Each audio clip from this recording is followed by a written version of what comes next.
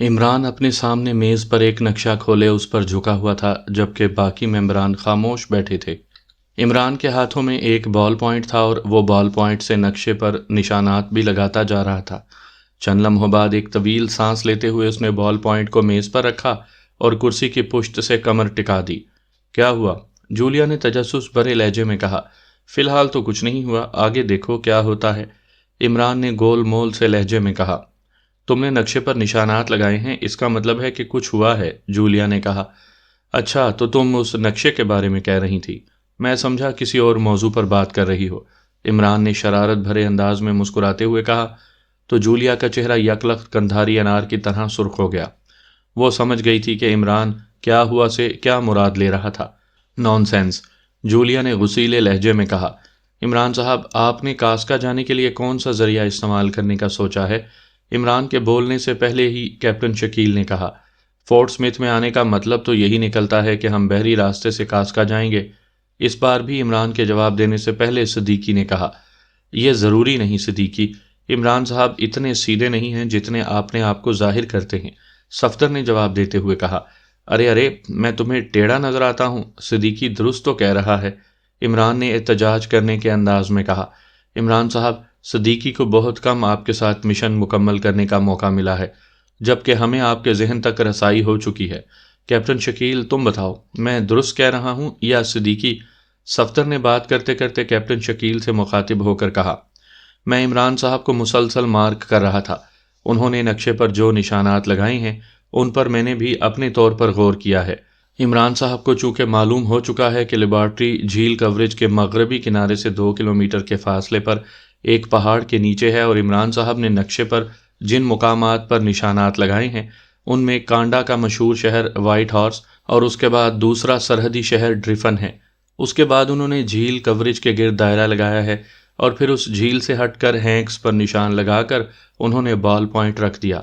ان نشانات کو دیکھتے ہوئے میرا خیال ہے کہ عمران صاحب کاسکا بحری راستے کے ذریعے جانے کے بجائے یہاں سے پہلے بذریعہ ہوائی جہاز کانڈا کے شہر وائٹ ہارس جائیں گے، وائٹ ہارس سے بذریعہ جیپ، بس یا ریل سرحدی شہر ڈریفن جائیں گے، اور پھر ڈریفن سے براہ راست کوریج جھیل جانے کے بجائے وہ ہینکس پہنچیں گے، اس کے بعد وہ لیبارٹری کا رخ کریں گے، کیپٹن شکیل نے تفصیل بتاتے ہوئے کہا۔ کمال ہے، کیپٹن شکیل تو اب سکہ بند نجومی بن گیا ہے، حیرت ہے، بغیر ستاروں کے ادھر ادھر کیے پورا نقشہ ہی اس نے درست طور پر بتا دیا ہے، عمران نے کہا تو سب بے اختیار ہنس پڑے۔ عمران صاحب، میں نے اپنا خیال بیان کیا ہے، ہو سکتا ہے کہ آپ کا پروگرام بالکل ایسا نہ ہو، بہرحال اتنا میں جانتا ہوں کہ میرا اندازہ 100% نہیں تو 60% درست ضرور ہوگا، کیپٹن شکیل نے مسکراتے ہوئے کہا۔ تمہارا خیال 100% درست ہے، اور اب ہم نے تیاری کرنی ہے، عمران نے کہا۔ عمران صاحب، جب ہم کلر ٹریسنگ مشین کو ڈاج دے سکتے ہیں تو پھر ہمیں اس انداز میں چکر کاٹ کر جانے کی کیا ضرورت ہے؟ یہاں سے ہمیں بائی ایئر براہ راست کاسکا پہنچ جانا چاہیے، اور بحری راستے سے بھی وہاں آسانی سے پہنچ سکتے ہیں، صدیقی نے کہا۔ تمہاری بات درست ہے، لیکن محتاط رہنا ضروری ہے۔ کاسکا میں موجود سالوس کے سپر ایکشن گروپ نے بہرحال ہر طرف ہماری چیکنگ کے لیے جال بچھایا ہوا ہوگا، لیکن ان کی تمام تر توجہ کانڈا سے کاسکا پہنچنے والی مین روڈ کی طرف ہوگی، جبکہ ہم براہ راست ہینکس پہنچ جائیں گے۔ ہینکس کاسکا کا ایک مضافاتی قصبہ ہے، وہاں سے ہم انتہائی آسانی سے بس یا ٹیکسی کے ذریعے براہ راست گراڈ کالونی پہنچیں گے، عمران نے وضاحت کرتے ہوئے کہا۔ ٹھیک ہے، پھر ہمیں روانہ ہو جانا چاہیے، جولیا نے کہا۔ میں نے ہوٹل سروس کو کہہ دیا ہے کہ وہ ہمارے لیے وائٹ ہارس کے لیے فلائٹ میں سیٹیں کنفرم کروا دیں، عمران نے کہا، اور پھر اس نے ہاتھ بڑھا کر فون کا ریسیور اٹھایا اور تیزی سے نمبر پریس کرنے شروع کر دیے۔ آخر میں اس نے لاؤڈر کا بٹن بھی پریس کر دیا۔ براؤنر بول رہا ہوں، رابطہ قائم ہوتے ہی دوسری طرف سے براؤنر کی آواز سنائی دی۔ مائیکل اسکاٹ بول رہا ہوں، عمران نے کہا۔ آپ کا کام تو میں نے کر دیا تھا، آپ نے فون پر مجھ سے تفصیلاً بات بھی کی تھی، براؤنر نے کہا، اس کے لہجے میں حیرت تھی، جیسے اسے عمران کی طرف سے کال کا کوئی جواز سمجھ میں نہ آ رہا ہو۔ میں نے اس لیے کال کی ہے کہ میں نے تم سے یہ پوچھنا تھا کہ مضافاتی ٹاؤن ہینکس سے کاسکا کے لیے کوئی بس سروس چلتی ہے یا ٹیکسی سروس ہے، عمران نے کہا۔ سٹی بس سروس بھی چلتی ہے اور ٹیکسیاں بھی۔ آپ کیوں پوچھ رہے ہیں؟ براؤنر نے حیرت بھرے لہجے میں کہا۔ میں پہلے ہینکس پہنچنا چاہتا ہوں، پھر وہاں سے کاسکا میں داخل ہو جاؤں گا، اس لیے پوچھ رہا ہوں۔ مجھے بتایا گیا ہے کہ ہینکس میں بس اور ایئر سروس بھی ہے، عمران نے کہا۔ او نہیں مسٹر مائیکل اسکاٹ، آپ کو کسی نے غلط بتایا ہے، ہینکس تو چھوٹا سا قصبہ ہے، وہاں ایئرپورٹ نہیں ہے، براؤنر نے جواب دیتے ہوئے کہا۔ او پھر تو بذریعہ روڈ جانا ہوگا، کانڈا کے ساحلی شہر ڈریفن سے ایک سڑک ہینکس پہنچتی ہے، کیا یہ بات درست ہے؟ عمران نے کہا۔ جی ہاں، لیکن آپ کیوں اتنا لمبا چکر لگا کر جانا چاہتے ہیں؟ آپ پورٹ سمتھ سے بائی ایئر کاسکا پہنچ سکتے ہیں، براؤنر نے کہا۔ ہم ذرا ایڈونچر پسند لوگ ہیں، بہرحال اس رہائش گاہ میں ہماری مطلوبہ چیزیں تو پہنچ ہی گئی ہوں گی، عمران نے کہا۔ جی ہاں، جیپ اور اسلحہ پہنچ چکا ہے، براؤنر نے جواب دیتے ہوئے کہا۔ اوکے شکریہ، اب کاسکا میں ہی ملاقات ہوگی، عمران نے کہا اور ریسیور رکھ دیا۔ عمران صاحب، آپ نے جس انداز میں براؤنر سے بات چیت کی ہے اس سے معاملہ کچھ مشکوک لگ رہا ہے، صفدر نے کہا۔ ارے نہیں، ایسی کوئی بات نہیں، یہاں ایکریمیا میں ہمیں کسی نے کیا کہنا ہے، بہرحال اب یہاں سے روانگی کی تیاری کرو، باقی باتیں ایئرپورٹ پر ہوں گی، عمران نے کہا تو سب سر ہلاتے ہوئے اٹھ کھڑے ہوئے۔ سامعین کرام، آپ سن رہے ہیں عمران سیریز کے سلسلے میں ایک دلچسپ اردو کہانی جس کا نام ہے فائٹ پلس۔ یہ اس سلسلے کی قسط نمبر 14 ہے۔ مجھے امید ہے آپ کو میری یہ کاوش پسند آ رہی ہوگی۔ آپ نے اگر ابھی تک میرا چینل مائی وائس سبسکرائب نہیں کیا تو ابھی میرے چینل کو سبسکرائب کر کے بیل نوٹیفیکیشن آن کر لیجئے تاکہ آنے والی ہر نئی کہانی کی اطلاع بر وقت آپ تک پہنچ سکے۔ ڈان کاسکا میں بنائے ہوئے اپنے آفس میں موجود تھا، اسے انتہائی شدت اور بے چینی سے آرچر کی طرف سے فون کال کا انتظار تھا، کیونکہ جیفرے نے اسے بتایا تھا کہ اس نے آرچر سے کہہ دیا ہے کہ وہ لوگ جیسے ہی وہاں سے روانہ ہوں وہ فوراً ان کو فون پر اطلاع دے، اور ڈان کو یقین تھا کہ عمران اور اس کے ساتھی کسی بھی وقت فورٹ سمتھ سے روانہ ہو جائیں گے۔ اور پھر تھوڑی دیر بعد جیسے ہی فون کی گھنٹی بجی تو اس نے تیزی سے ہاتھ بڑھا کر ریسیور اٹھا لیا۔ یس، ڈان نے کہا۔ جیفرے بول رہا ہوں باس، آرچر کی کال ہے اور وہ آپ سے بات کرنا چاہتا ہے۔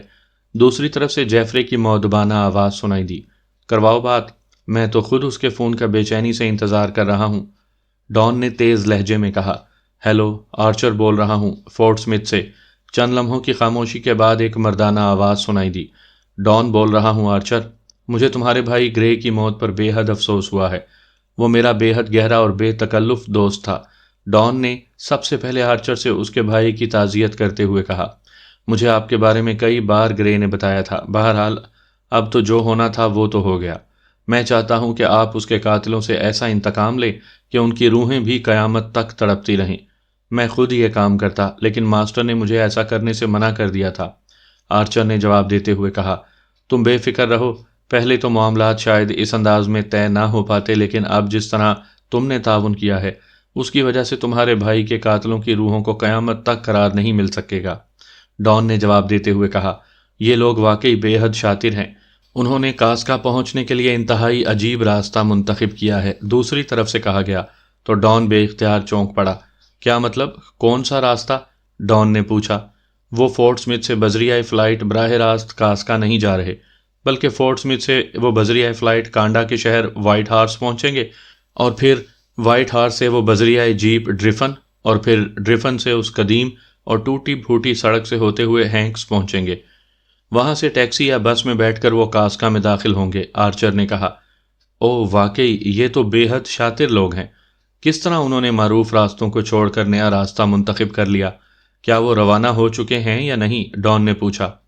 جی ہاں، وہ تو اس وقت وائٹ ہارس پہنچنے والے ہوں گے، میں نے خود ان کی وائٹ ہارس کی بکنگ کروائی ہے، اور میرے آدمی انہیں جہاز میں سوار کروا کر واپس آئے ہیں، آرچر نے جواب دیتے ہوئے کہا۔ ٹھیک ہے، کوئی اور بات؟ ڈان نے کہا۔ انہوں نے وہاں کاسکا میں گراڈ کالونی والی کوٹھی میں جیپ اور اسلحے کا بندوبست کر لیا ہے، اور جیپ اور اسلحہ اس کوٹھی میں پہنچا دیا گیا ہے، آرچر نے کہا۔ کیا یہ بات کنفرم ہے کہ وہ گراڈ کالونی کی کوٹھی نمبر 22 میں ہی رہیں گے؟ ڈان نے پوچھا۔ جی ہاں، یہ کنفرم ہے، کیونکہ ان کی فون پر کسی براؤنر سے جو بات ہوئی ہے اسی میں جیپ اور اسلحہ اس کوٹھی میں پہنچ جانے کا بتایا گیا ہے، آرچر نے جواب دیا۔ کیا یہ لوگ اسی حلیوں میں ہیں جو تم نے ہمیں پہلے بتائے تھے؟ ڈان نے پوچھا۔ جی ہاں، ان کے کاغذات پر انہی حلیوں والی تصویریں لگی ہوئی تھیں، آرچر نے جواب دیا۔ اوکے ٹھیک ہے، تم بے فکر رہو، تمہاری خواہش ضرور پوری ہوگی، گڈ بائے، ڈان نے کہا، اور اس کے ساتھ ہی اس نے کریڈل دبایا اور ٹون آنے پر یکے بعد دیگرے 3 بٹن پریس کر دیے۔ جیفرے بول رہا ہوں باس، دوسری طرف سے جیفرے کی مؤدبانہ آواز سنائی دی۔ تم نے گراڈ کالونی کی کوٹھی نمبر 22 کے سلسلے میں کیا کارروائی کی ہے؟ ڈان نے پوچھا۔ اس کوٹھی کے گرد درختوں پر TRT چاروں طرف نصب کر دیے گئے ہیں اور ہمارا آدمی کوئنر وہاں 4 کوٹھیاں چھوڑ کر ایک کوٹھی میں ریسیونگ سیٹ کے ساتھ موجود ہے، اور جیسے ہی یہ لوگ کوٹھی میں پہنچیں گے وہ فوراً 2 سائڈوں سے وہاں زیرو نیڈو گیس فائر کر دے گا۔ جب یہ لوگ بے ہوش ہو جائیں گے تو پھر انہیں وہاں سے نکال کر اسپیشل پوائنٹ پر پہنچا دیا جائے گا۔ جیفری نے تفصیل سے بات کرتے ہوئے کہا۔ یہ گیس کتنی دیر تک اثر رکھتی ہے؟ ڈان نے پوچھا۔ 6 گھنٹوں تک باس، جیفری نے جواب دیا۔ گڈ، ٹھیک ہے، اب سنو۔ آرچر نے بتایا کہ یہ لوگ معروف راستوں سے کاسکا آنے کے بجائے غیر معروف راستوں سے یہاں پہنچ رہے ہیں، لیکن بہرحال وہ پہنچیں گے تو کاسکا میں ہی۔ ڈان نے کہا۔ کون سے راستوں سے وہ یہاں پہنچ رہے ہیں باس؟ جیفری نے پوچھا تو ڈان نے آرچر کی بتائی ہوئی تفصیل دہرا دی۔ باس، ہم ہینکس پہنچ کر بھی ان کی نگرانی کر سکتے ہیں، جیفری نے کہا۔ ٹھیک ہے، لیکن زیادہ آدمی مت بھیجنا، کیونکہ وہ بے حد چوکنے ہوں گے اور مجھے یقین ہے کہ وہ کسی عام سی مسافر بس میں بیٹھ کر یہاں آ جائیں گے، اس لیے صرف 2 آدمی کافی ہیں۔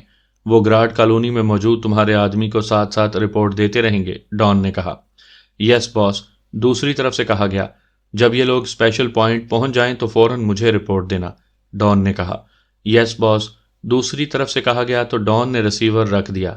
اب اس کے چہرے پر گہرے اطمینان کے تاثرات تھے، کیونکہ اس کے نقطۂ نظر سے اب عمران اور اس کے ساتھیوں کی موت یقینی ہو چکی تھی۔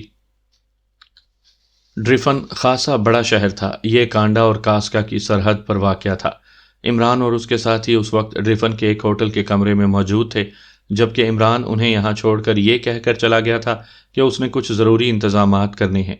اس بار عمران صاحب کا رویہ کچھ عجیب سا ہے، صفدر نے کہا۔ کیا مطلب؟ کیا کہنا چاہتے ہو تم؟ جولیا نے چونک کر پوچھا۔ عمران صاحب نے جس طرح کھل کر فون پر براؤنر سے باتیں کی ہیں اور پھر پوری تفصیل سے اسے اپنا منتخب کردہ راستہ بتایا ہے، مجھے ایسا کرنے کی کوئی وجہ سمجھ میں نہیں آئی، اور عام طور پر عمران صاحب ایسا کرتے نہیں، وہ تو ہم سے بھی معلومات کو خفیہ رکھتے ہیں، صفدر نے کہا۔ میں نے اس بات پر بھی غور کیا ہے، میرا خیال ہے کہ عمران صاحب کو معلوم تھا کہ ان کی کہی ہوئی باتیں مخالف ایجنٹوں تک کسی ذریعے سے پہنچ رہی ہیں، اسی لیے انہوں نے جان بوجھ کر یہ باتیں کی ہیں، لیکن میرا خیال ہے کہ عمران صاحب جو کچھ کہہ رہے ہیں اس پر عمل نہیں کریں گے۔ لیکن اب مجھے اپنی بات پر خود ہی شک پڑ رہا ہے، کیونکہ وہ تو اسی راستے پر چل رہے ہیں جو انہوں نے براؤنر کو بتایا تھا، کیپٹن شکیل نے کہا۔ عمران وائٹ ہاؤس سے یہاں تک جیپ میں بھی خاموش رہا، ایسے لگتا تھا جیسے وہ کسی خاص الجھن میں ہو۔ جولیا نے کہا۔ میرا خیال ہے کہ عمران صاحب دراصل اپنے آپ میں خود واضح نہیں ہیں، وہ ذہنی طور پر الجھے ہوئے ہیں، صدیقی نے کہا۔ ایسی کوئی بات نہیں، وہ اس طرح کے ڈرامے کرتا رہتا ہے، یہ اس کی فطرت ثانیہ ہے، تنویر نے کہا، جو اب تک خاموش بیٹھا ہوا تھا۔ اور پھر اس سے پہلے کہ مزید کوئی بات ہوتی، دروازہ کھلا اور عمران مسکراتا ہوا اندر داخل ہوا۔ چنڈال چوکڑی تو تمہیں نہیں کہا جا سکتا، کیونکہ تم 4 کے بجائے 5 ہو، البتہ جولیا کو علیحدہ کر دیا جائے تو پھر تم واقعی چنڈال چوکڑی ہو، عمران نے اندر داخل ہوتے ہوئے کہا۔ مجھے تو تم سب سے بڑے چنڈال لگتے ہو، سوائے فضول باتیں کرنے کے، اور تمہیں آتا ہی کیا ہے، تنویر نے غصیلے لہجے میں کہا، جبکہ عمران اس دوران کرسی پر بیٹھ چکا تھا۔ عمران صاحب، یہ چنڈال کہتے کسے ہیں اور چنڈال چوکڑی کا اصل مطلب کیا ہے؟ صفدر نے شاید موضوع بدلنے کے لیے کہا، کیونکہ اسے معلوم تھا کہ عمران نے باز نہیں آنا اور تنویر کا غصہ بڑھتا چلا جائے گا۔ چنڈال ہندی زبان کا لفظ ہے، اس کا مطلب ہے کمتر، ادنا ذات کا، بدبخت، بد نصیب، کنجوس اور بخیل کو بھی چنڈال کہتے ہیں، عمران نے وضاحت کرتے ہوئے کہا۔ او، پھر تو یہ گالی ہوئی، صفدر نے حیرت بھرے لہجے میں کہا۔ ہاں، اور یہ جان بوجھ کر ایسے الفاظ کہتا ہے، اصل میں یہ ہمیں گالیاں دیتا ہے، تنویر نے بھڑکتے ہوئے لہجے میں کہا۔ ارے، یہ تو میں نے چنڈال کا لفظی مطلب بتایا ہے، چنڈال چوکڑی کا مطلب شرابی افراد کا اجتماع ہوتا ہے، اور یہ محاورہ ہے، عمران نے مسکراتے ہوئے کہا۔ عمران صاحب، اب یہاں سے کب روانگی ہوگی؟ اس بار صدیقی نے بڑے سنجیدہ لہجے میں کہا۔ یہی بندوبست تو کرنے گیا تھا، اب ہم کاسکا کی سرحد میں داخل ہوں گے اور وہاں ہمارا شایان نشان استقبال کرنے کی تیاری پوری طرح مکمل ہو چکی ہے، عمران نے مسکراتے ہوئے کہا۔ کیا مطلب؟ کیا انہیں معلوم ہے کہ ہم اس راستے سے آ رہے ہیں؟ وہ تو معروف راستوں پر ہی پکٹنگ کیے ہوئے ہوں گے، جولیا نے چونک کر کہا۔ تمہارا کیا خیال تھا کہ میں جو اتنی تفصیل سے راستہ براؤنر کو فون پر بتا رہا ہوں، یہ بات صرف براؤنر تک ہی رہے گی؟ عمران نے کہا۔ کیا براؤنر تمہیں دھوکہ دے رہا ہے؟ جولیا نے کہا۔ ارے نہیں، براؤنر کو تو معلوم ہی نہیں ہوگا کہ اس سے ہونے والی ہماری باتیں ڈان تک پہنچ رہی ہیں یا نہیں۔ عمران نے کہا تو سب چونک پڑے۔ آپ وضاحت کریں عمران صاحب، ہم سب آپ کے آنے سے پہلے اس موضوع پر باتیں کر رہے تھے۔ ہم سب کا خیال تھا کہ آپ کا وہاں پورٹ لینڈ میں فون پر براؤنر سے باتیں کرنے کا انداز بے حد مشکوک تھا، اور آپ جو ہم سے بھی باتوں کو خفیہ رکھتے ہیں، براؤنر کو خود تمام راستے کے بارے میں تفصیلات بتا رہے تھے۔ اب آپ نے خود یہ بات کر کے ہمارے شکوک کو پختہ کر دیا ہے۔ صفدر نے کہا، جو بات ہے کھل کر بتاؤ، اس کے بعد شاید ہمیں باتیں کرنے کا موقع ہی نہ ملے۔ جولیا نے کہا، فورٹ سمتھ میں جس ہوٹل میں ہم ٹھہرے تھے، اتفاقاً یہ ہوٹل سالوس کا مرکز اور گڑھ تھا۔ سالوس نے وہاں ہر کمرے میں ایسے جدید ترین خفیہ آلات نصب کیے ہوئے تھے جن کی مدد سے وہ ہوٹل کے ہر کمرے میں ہونے والی نہ صرف گفتگو سن سکتے تھے بلکہ وہاں فون پر ہونے والی بات چیت بھی خود بخود ٹیپ ہو جاتی تھی۔ عمران نے کہا، ایسا ناممکن ہے عمران صاحب، میں نے کمرے کو جدید ترین ڈیٹیکٹر سے اچھی طرح چیک کیا تھا۔ صفدر نے عمران کی بات کاٹتے ہوئے کہا، میں نے جدید ترین آلات کہا ہے اور تم نے بھی جدید ترین ڈیٹیکٹر کہا ہے، لیکن سالوس کے پاس ہم سے زیادہ جدید آلات ہیں اور مجھے بھی اس کا پتہ نہ چلتا، لیکن جب تم لوگ کمرے سے گئے اور میں نے آنکھیں بند کر کے کرسی کی پشت سے سر ٹکایا تو میرے حساس کانوں میں خاموشی کی وجہ سے ہلکی ہلکی سرسراہٹ کی آوازیں پڑنے لگیں۔ یہ ایسی آوازیں تھیں جیسے ریشم کا لچھا کھولا جا رہا ہو، لیکن یہ آوازیں اس قدر مدھم تھیں کہ صرف اس وقت مجھے سنائی دیں جب خالی کمرے میں میں نے آنکھیں بند کر لی تھیں۔ بہرحال یہ آوازیں سنتے ہی میں ہوشیار ہو گیا اور پھر میں نے جلد ہی ان آوازوں کا ماخذ معلوم کر لیا۔ یہ آوازیں وارڈروب کے عقب میں لگے ہوئے ایک چھوٹے سے آلے سے نکل رہی تھیں، اور اس آلے کو دیکھتے ہی میں سمجھ گیا کہ یہ ایکریمیا کی انتہائی جدید ترین ایجاد ہے، جس سے نہ صرف ایک مخصوص ایریے میں پیدا ہونے والی آوازیں سیٹلائٹ کے ذریعے کہیں دور سنی جا سکتی ہیں بلکہ اس کے ذریعے فون کالز بھی ٹیپ کی جا سکتی ہیں۔ اس انکشاف کے بعد میں نے باہر جا کر ایک ویٹر کو بھاری رقم دے کر جب معلومات حاصل کی تو مجھے معلوم ہوا کہ یہ ہوٹل ایک بین الاقوامی یہودی تنظیم کا گڑھ ہے۔ گو اس ویٹر کو اس تنظیم کے نام کا علم نہیں تھا یا وہ بتانا نہیں چاہتا تھا، لیکن اس کے منہ سے ایک بات نکل گئی کہ ہوٹل کے مینیجر آرچر کا بھائی گرے اکثر گریٹ لینڈ سے اسے یہاں ملنے آتا رہتا تھا، اور کہا جاتا تھا کہ گرے اسی بین الاقوامی یہودی تنظیم کا چیف ایجنٹ ہے۔ اور اسی ویٹر نے بتایا کہ پچھلے دنوں گرے ایشیا کے کسی ملک میں ہلاک ہو گیا ہے، اور یہ خبر سن کر آرچر 2 روز گھر سے باہر نہیں نکلا تھا۔ اس ویٹر نے غیر ارادی طور پر کچھ ایسی باتیں کی جن سے میں سمجھ گیا کہ یہ ویٹر اس آرچر کا کسی بات پر ڈسا ہوا ہے۔ چنانچہ میں نے اسے ڈھب پر چڑھایا اور خاصی بھاری رقم دے کر اپنے کمرے میں ہونے والی گفتگو آگے آدمی تک پہنچانے کے بارے میں معلومات حاصل کر کے مجھے مہیا کرنے پر آمادہ کر لیا، اور اسی ویٹر نے بڑی اہم رپورٹ دی کہ اس کمرے میں ہونے والی بات چیت آرچر خود مانیٹر کر رہا ہے اور یہ ساری باتیں فون پر کاسکا میں کسی ڈان تک پہنچا رہا ہے۔ یہ سب کچھ معلوم ہونے کے بعد میں نے دانستہ یہ راستہ منتخب کر کے براؤنر کو بتایا تاکہ ہمارے اس راستے کی اطلاع ڈان تک پہنچ جائے، اور یہ بھی سن لو کہ ہوٹل سے ایئرپورٹ تک ہماری نگرانی ہوتی رہی، اور پھر ایئرپورٹ پر بھی ہوٹل کے 2 آدمی ہماری روانگی تک موجود رہے تھے۔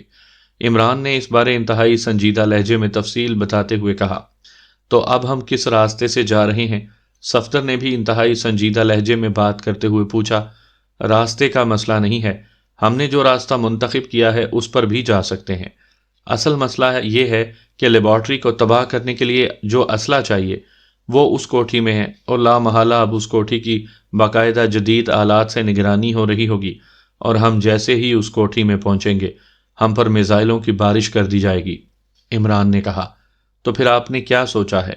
اس بار صدیقی نے قدرے تشویش بھرے لہجے میں کہا، میں چاہتا ہوں کہ ڈان وغیرہ سے ٹکرائے بغیر ہم اس لیبارٹری کو تباہ کر دیں، ورنہ پھر ہم بری طرح سے الجھ بھی سکتے ہیں، اور وہ لوگ سینکڑوں مسلح افراد بھی لیبارٹری کے گرد پھیلا سکتے ہیں، کیونکہ انہیں لا محالہ یہ معلوم ہوگا کہ ہم نے بہرحال پہنچنا تو لیبارٹری ہی ہے، لیکن اب وہ یہی سمجھ رہے ہوں گے کہ ہمیں لیبارٹری کے بارے میں کوئی علم ہی نہیں، اس لیے ہم لازماً اسی کوٹھی میں ہی پہنچیں گے۔ عمران نے کہا، تم نے خواہ مخواہ طوطا مینا کی کہانی بنا ڈالا ہے اس مشن کو۔ میں تمہیں بتاتا ہوں کہ کیا کرنا چاہیے۔ جب تک ہم کوٹھی میں داخل نہیں ہوں گے وہ ہم پر حملہ نہیں کریں گے۔ ہم 2 گروپوں کی صورت میں کوٹھی میں داخل ہو سکتے ہیں۔ ایک گروپ اندر جائے گا اور اسلحہ اور جیپ حاصل کرے گا، اور دوسرا گروپ اس نگرانی کو ختم کرے گا، اور پھر اس جیپ میں سوار ہو کر ہم سب سیدھے لیبارٹری پہنچے اور اسے تباہ کر دیں۔ تنویر نے باقاعدہ لائن آف ایکشن بناتے ہوئے کہا، عمران صاحب، میرا خیال ہے کہ ہم اطمینان سے کوٹھی پہنچ جائیں، لیکن اس سے پہلے بے ہوشی سے بچنے کی گولیاں کھا لیں۔ وہ لوگ ہمیں ہلاک نہیں کریں گے، پہلے بے ہوش کریں گے، پھر چیکنگ کر کے ہلاک کریں گے، کیپٹن شکیل نے کہا۔ لیکن اگر انہوں نے میزائلوں کی بارش کر دی تو یہ گولیاں ہمیں کیسے بچائیں گی؟ جولیا نے کہا۔ مس جولیا، عمران صاحب نے روانی میں یہ بات کر دی ہے، ورنہ انہیں بھی معلوم ہے کہ صرف ڈان کی اس اطلاع پر کوئی یقین نہیں کر سکتا کہ اس نے پاک ایشیا سیکرٹ سروس کا خاتمہ کر دیا ہے، اور میزائلوں کی بارش کے بعد وہ لوگ اس بات کو کسی صورت بھی ثابت نہیں کر سکتے کہ انہوں نے واقعی یہ کام سر انجام دیا ہے یا نہیں، کیپٹن شکیل نے جواب دیا۔ تمہارا آئیڈیا درست ہے کیپٹن شکیل، لیکن مسئلہ یہ ہے کہ ہم بری طرح سے الجھ جائیں گے، عمران نے کہا۔ عمران صاحب، کیا آپ میری بات مانیں گے؟ خاموش بیٹھے صدیقی نے کہا۔ ارے تم تو اب چیف کی کیٹیگری میں آ چکے ہو، اس لیے تمہاری بات ماننا تو اب مجبوری بن چکی ہے، عمران نے کہا تو سب بے اختیار ہنس پڑے۔ عمران صاحب، میرا خیال ہے کہ ہم پہلے براہ راست اس لیبارٹری پر حملہ کرنے یا اس رہائشی کوٹھی میں جانے کے بجائے پہلے ڈان کے ہیڈ کوارٹر پر حملہ کر کے اسے تباہ کر دیں، اس کے بعد باقی کام آسان ہو جائے گا، صدیقی نے کہا تو عمران بے اختیار اچھل پڑا۔ اس کے چہرے پر تحسین کے تاثرات ابھر آئے۔ ویری گڈ، A1 آئیڈیا، واقعی تمہارے ساتھیوں نے تمہیں درست طور پر چیف بنایا ہے، گڈ شو صدیقی، عمران نے بے ساختہ لہجے میں کہا تو صدیقی کے چہرے پر مسرت کے بجائے شرمندگی کے تاثرات ابھر آئے۔ وہ شاید یہ سمجھا تھا کہ عمران اس کی تعریف کے انداز میں اس کی بات کا مذاق اڑا رہا ہے۔ سوری عمران صاحب، اگر آپ کو میرا آئیڈیا پسند نہیں آیا تو میں ایک بار پھر سوری کر لیتا ہوں، صدیقی نے کہا۔ ارے میں تو تمہاری تعریف کر رہا ہوں اور تم اس قدر شرمندہ ہو رہے ہو کہ تنویر بھی اپنی بات پر اس قدر شرمندہ کبھی نہیں ہوا، عمران نے ہنستے ہوئے کہا۔ میں کیوں شرمندہ ہوں؟ اس لیے تو میں بات ہی نہیں کرتا، تنویر نے بڑے معصوم سے لہجے میں کہا، اور اس کی بات سن کر اس قدر زوردار کہا بلند ہوا کہ تنویر پہلے تو ہوانکوں کی طرح سب کا منہ دیکھتا رہا، اور پھر جب اس پر اپنی بات واضح ہوئی تو وہ واقعی شرمندہ ہو کر رہ گیا۔ عمران صاحب، صدیقی نے جو بات کی ہے، اگر ایسا ممکن ہو سکے تو یہ واقعی بہترین آئیڈیا ہے، خاموش بیٹھے ہوئے کیپٹن شکیل نے بڑے سنجیدہ لہجے میں کہا۔ ہاں، اسی لیے تو میں اس کی تعریف کر رہا تھا، یہ اینگل تو میرے ذہن میں بھی نہیں آیا تھا۔ میں تو یہ سوچ رہا تھا کہ اس رہائشی کوٹھی کی گٹر لائن سے اندر پہنچا جائے اور وہاں سے اسلحہ اس راستے سے نکال کر لیبارٹری کو اڑا دیا جائے، لیکن یہ بظاہر ناممکن تھا کیونکہ یہ لوگ انتہائی جدید ترین مشینری اور آلات استعمال کر رہے ہیں، تو لازماً اس کوٹھی کی نگرانی کے لیے بھی انہوں نے جدید انتظامات کیے ہوں گے، لیکن اگر ان کے ہیڈ کوارٹر کو پہلے اڑا دیا جائے تو یہ لوگ بکھر جائیں گے، ان کی مرکزیت ختم ہو جائے گی، اور اس دوران ہم اطمینان سے لیبارٹری کو تباہ کر کے واپس جا سکتے ہیں، عمران نے بھی سنجیدہ لہجے میں جواب دیتے ہوئے کہا۔ لیکن اصل مسئلہ تو یہ ہے کہ ہمیں ان کے ہیڈ کوارٹر کے بارے میں معلومات کیسے حاصل ہوں، اور ہم اب کاسکا کس راستے سے پہنچیں گے، جولیا نے کہا۔ میں اب تک باہر رہ کر یہی کام کرتا رہا ہوں، میں نے دانستہ اس ہوٹل کے فون سے براؤنر کو کال نہیں کیا کیونکہ ہو سکتا ہے کہ اس ہوٹل میں بھی ہماری نگرانی ہو رہی ہو، لیکن براؤنر نے اس کام سے معذرت کر لی ہے، اور کاسکا میں براؤنر کے علاوہ ہمارا اور کوئی واقف بھی نہیں ہے، عمران نے کہا۔ ایک کام ہو سکتا ہے عمران صاحب، صدیقی نے کہا۔ کیا؟ عمران نے چونک کر پوچھا، اور باقی ساتھی بھی سوالیہ نظروں سے صدیقی کی طرف دیکھنے لگے۔ ہم میں سے 2 یا 3 افراد اس کوٹھی پر پہنچیں، لیکن ہم کوٹھی کے اندر جانے کے بجائے اس کی نگرانی کو چیک کریں، اور پھر نگرانی کرنے والے کسی بھی آدمی کو کور کر کے اس سے ساری معلومات آسانی سے حاصل کی جا سکتی ہیں، اس کے بعد ہم سب مل کر کارروائی کر سکتے ہیں، صدیقی نے کہا۔ 2 یا 3 کیوں جائیں، سارے کیوں نہ جائیں، جولیا نے منہ بناتے ہوئے کہا۔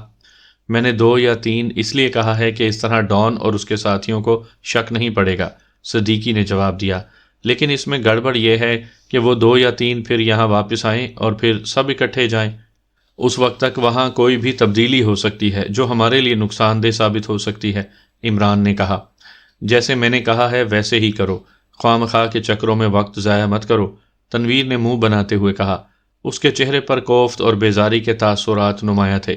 عمران صاحب، صرف فون کرنے میں باہر اتنا وقت نہیں لگا سکتے، اس لیے لامحالہ یہ سب پلاننگ بنا کر آئے ہوں گے، اچانک کیپٹن شکیل نے کہا تو سب چونک کر عمران کی طرف دیکھنے لگے۔ تم باقی رہ گئے تھے، تم بھی اپنی رائے دے دو تو پھر میں کوئی نتیجہ نکالنے کی کوشش کروں، عمران نے مسکراتے ہوئے کہا۔ میرے نزدیک تو سب سے بہتر یہ ہے کہ ہم سب وہاں جائیں اور پھر جیسے تنویر نے کہا ہے ویسے کریں، یعنی ڈائریکٹ ایکشن، کیپٹن شکیل نے کہا تو تنویر کا چہرہ یک لخت چمک اٹھا۔ مطلب ہے اب تنویر کو ایک حمایتی میسر آ گیا ہے۔ 112211 عمران نے مسکراتے ہوئے کہا۔ عمران صاحب آپ بتائیں آپ کیا کر کے آئے ہیں؟ صفدر نے پوچھا۔ میں تو سیدھا سادہ آدمی ہوں، چکر بازی تو مجھے آتی نہیں، اس لیے میں نے تو اس کا بڑا سادہ سا حل تلاش کیا ہے، عمران نے کہا، اور پھر وہ خاموش ہو گیا تو سب سوالیہ نظروں سے اسے دیکھنے لگے۔ سب کے چہروں پر تجسس تھا، لیکن جب عمران خاصی دیر تک خاموش رہا تو جولیا کے صبر کا پیمانہ لبریز ہو گیا۔ اب بولو بھی صحیح، کیا گونگے ہو گئے ہو؟ جولیا نے غصیلے لہجے میں کہا۔ روب حسن چیز ہی ایسی ہے، بڑے بڑے قصہ گو گونگے ہو جاتے ہیں، میں کس قطار میں شمار ہوتا ہوں؟ عمران نے جواب دیا۔ بس یہی بکواس آتی ہے تمہیں، اور کچھ نہیں آتا۔ خاموش بیٹھے ہوئے تنویر نے یکلخت جھلا کر کہا۔ عمران صاحب پلیز وہ آسان سا حل بتا دیں، صفدر نے کہا۔ یہی تو سب سے آسان حل ہے کہ آدمی گونگا بن جائے۔ تمہیں معلوم ہے کہ عقل مند وہی کہلاتا ہے جو زیادہ تر خاموش رہتا ہے۔ تم نے دیکھا ہوگا کہ الو زیادہ تر خاموش ہی رہتا ہے، اور تنویر کو بھی اسی لیے عقل مند کہا جاتا ہے کہ وہ بھی زیادہ تر خاموش رہتا ہے۔ عمران بھلا کہاں آسانی سے باز آنے والوں میں سے تھا۔ عمران صاحب میں بتا دوں کہ آپ نے کون سا آسان حل سوچا ہے؟ اچانک کیپٹن شکیل نے کہا تو سارے ساتھی ایک طرف خود عمران کو بھی چونک کر قدرے حیرت بھرے انداز میں کیپٹن شکیل کو دیکھنے لگے۔ تمہارا کام اب یہی رہ گیا ہے کہ تم عمران کے نجومی بن کر رہ جاؤ۔ تم بس اب بیٹھے یہی اندازے لگاتے رہو کہ عمران نے کیا سوچا ہے اور کیا نہیں سوچا۔ کسی کے بولنے سے پہلے تنویر نے کہا۔ تنویر تم جب بھی بولتے ہو بے وقت بولتے ہو، جولیا نے غصیلے لہجے میں کہا۔ سچ بولنے کا کوئی وقت مقرر نہیں ہوتا مس جولیا، اور میں سچ بولتا ہوں۔ تنویر نے اس بار جولیا کو بھی اپنے مخصوص سخت لہجے میں جواب دیتے ہوئے کہا۔ کیپٹن شکیل، اگر تم بتا دو کہ میں نے کون سا آسان حل سوچا ہے تو میں تمہیں بھی عقل مند تسلیم کر لوں گا، عمران نے کہا تو سب بے اختیار ہنس پڑے۔ آپ بے شک مجھے عقل مند تسلیم نہ کریں، بہرحال میرا خیال ہے کہ آپ نے یہ سوچا ہے کہ ہم پہلے سے طے کردہ راستے کے بجائے کسی اور راستے کاسکا پہنچیں اور اس کوٹھی کے بجائے کسی اور کالونی میں جا کر رہائش گاہ حاصل کریں اور پھر وہاں سے گراٹ کالونی پہنچ کر کارروائی کریں۔ اس طرح کارروائی کر کے واپس یہاں نہیں آنا پڑے گا، بلکہ چونکہ پوری ٹیم وہیں موجود ہوگی اس لیے فوری طور پر تمام مل کر کارروائی مکمل کر لیں گے، کیپٹن شکیل نے کہا، اور اس کی بات سن کر سب اس طرح عمران کی طرف دیکھنے لگے جیسے طالب علم پیپرز کا رزلٹ سننے کے لیے ٹیچر کی طرف دیکھتے ہیں، اور ان کے چہرے پر بیک وقت امید و بہیم کی کیفیت نمایاں ہوتی ہے۔ حیرت ہے کیپٹن شکیل، تم تو واقعی اب نجومی بن گئے ہو۔ واقعی میرے ذہن میں یہی سادہ سا حل تھا، بس تھوڑی سی تبدیلی البتہ میں نے کر دی تھی کہ ایک ریئل اسٹیٹ ڈیلر کے ذریعے میں نے اسی گراٹ کالونی میں ہی ایک اور کوٹھی حاصل کر لی ہے جس میں وہ کوٹھی تھی جہاں ہم نے جانا تھا۔ لیکن تم نے آخر کس بنا پر یہ درست اندازہ لگایا ہے؟ عمران نے جواب دیتے ہوئے کہا، لیکن اس کے لہجے میں حیرت کی جھلکیاں نمایاں تھیں، جیسے اسے خود سمجھ نہ آ رہی ہو کہ آخر کیپٹن شکیل نے کس طرح اس قدر درست اندازہ لگا لیا۔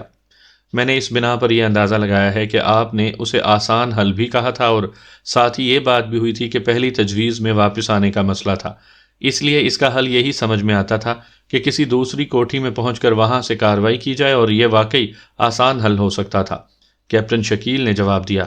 حیرت ہے، تم واقعی اب حیرت انگیز انداز میں سوچنے لگ گئے ہو، جولیا نے کیپٹن شکیل کی طرف دیکھتے ہوئے تحسین آمیز لہجے میں کہا، اور پھر باری باری تقریباً سب نے ہی اس کو اس انداز میں سوچنے کی داد دی۔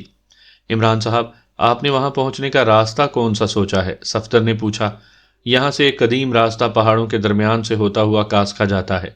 یہ راستہ تنگ بھی ہے اور یہاں خطرے بھی زیادہ ہیں، میرا مطلب کھائیوں میں گرنے کے خطروں سے ہے، اس لیے اس راستے کو طویل عرصہ ہوا ترک کر دیا گیا ہے۔ اب اس راستے پر صرف ایڈونچر پسند سیاح ہی سفر کرتے ہیں، اور وہ بھی خصوصی ڈرائیور کی خدمات حاصل کر کے، لیکن یہ راستہ ہر لحاظ سے محفوظ ہے، اس لیے میں نے یہاں کی ایک کمپنی کو نقد رقم دے کر پہاڑوں پر چلنے والی خصوصی جیپ حاصل کر لی ہے، اور اس راستے کا خصوصی نقشہ بھی بھاری رقم دے کر حاصل کر لیا ہے۔ چنانچہ اب ہم کل صبح سویرے اس خطرناک سفر کا آغاز کریں گے، عمران نے تفصیل بتاتے ہوئے کہا۔ گڈ شو، تم نے اس بار واقعی کام دکھایا ہے، موجودہ پوزیشن میں اس سے بہتر حل اور کوئی نہیں ہو سکتا تھا، جولیا نے بڑے تحسین آمیز لہجے میں کہا۔ اس سے بہتر حل بھی تھا، مگر عمران بات کرتے کرتے خاموش ہو گیا۔ وہ کیا؟ جولیا نے چونک کر کہا تو باقی ساتھی بھی سوالیہ نظروں سے عمران کی طرف دیکھنے لگے۔ اگر تنویر اجازت دے تو میں یہ بہتر حل بتا سکتا ہوں، عمران نے تنویر کی طرف دیکھتے ہوئے کہا۔ میری اجازت کی کیا ضرورت پڑ گئی تمہیں؟ تنویر نے چونک کر اور حیرت بھرے لہجے میں کہا۔ ضرورت ہے تو کہہ رہا ہوں نا، عمران نے کہا۔ اچھا یہ بات ہے تو میری طرف سے اجازت ہے، تنویر نے بڑے شاہانہ لہجے میں کہا۔ بے حد شکریہ، بڑے لوگوں میں واقعی بڑا دل ہوتا ہے۔ بہرحال اس سے بہتر حل یہ تھا کہ صفدر خطبہ نکاح یاد کر لیتا تو اس خوبصورت شہر میں ہم اطمینان سے رہتے۔ کیوں جولیا؟ عمران نے شرارت بھرے لہجے میں کہا۔ اور تمہارا مدفن بھی یہیں بنتا۔ جولیا کے بولنے سے پہلے تنویر نے بپھرے ہوئے لہجے میں کہا۔ تنویر، تمہیں احساس نہیں ہوتا کہ تم کیا کہہ رہے ہو؟ نان سینس، جو منہ میں آتا ہے بول دیتے ہو، اور وہ بھی اس احمق کی باتوں کے جواب میں جو صرف باتیں کرنا ہی جانتا ہے، جولیا نے انتہائی جھلائے ہوئے لہجے میں کہا، اور جولیا کی اس جھلاہٹ پر سب ہی دبی دبی آواز میں بے اختیار ہنس پڑے۔